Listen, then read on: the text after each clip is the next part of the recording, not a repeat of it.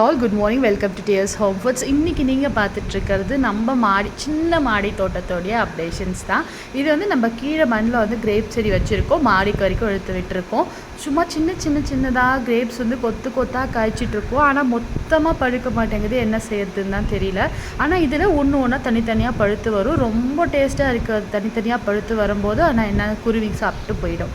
நம்ம மாடியில் ரொம்ப லிமிட்டடான பிளான்ட்ஸ் தான் நான் வச்சுருக்கேன். ரோசஸ் என்னோடய மோஸ்ட் ஃபெயிலியர் பிளான்ட்டில் ஒன்று. என்னன்னே தெரியாது, வரும் நல்ல ஒரு 4-5 பூ பூக்கும், போயிடும். ஆனால் ரொம்ப சூப்பராக இருக்கும். அந்த ஒரு பூ பார்க்கும்போதே மார்னிங் மாடிக்கு வந்து பார்க்கும்போது அவ்வளோ ஹாப்பியாக இருக்கும். கொஞ்சம் செடிகள்லாமும் சேர்த்து வச்சுருக்கேன். மஞ்சள், சங்குப்பூ செடி, கற்றாழை செடின்னு வீட்டுக்கு மேஜராக தேவையான எல்லா செடியுமே வச்சுருக்கேன். டெஃபினட்டாக நான் மார்னிங் எழுந்திரிச்ச உடனே ஒரு ½ ஆச்சு மாடியில் ஸ்பெண்ட் பண்ணுவேன். அந்த டேவே அவ்வளோ ஃப்ரெஷ்ஷாக ஃபீல் ஆகும். லைட்டாக ஒரு சின்ன வாக் போயிட்டு. வீடியோ பிடிச்சிருந்தா லைக் பண்ணுங்கள், சேனலுக்கு சப்ஸ்கிரைப் பண்ணுங்கள்.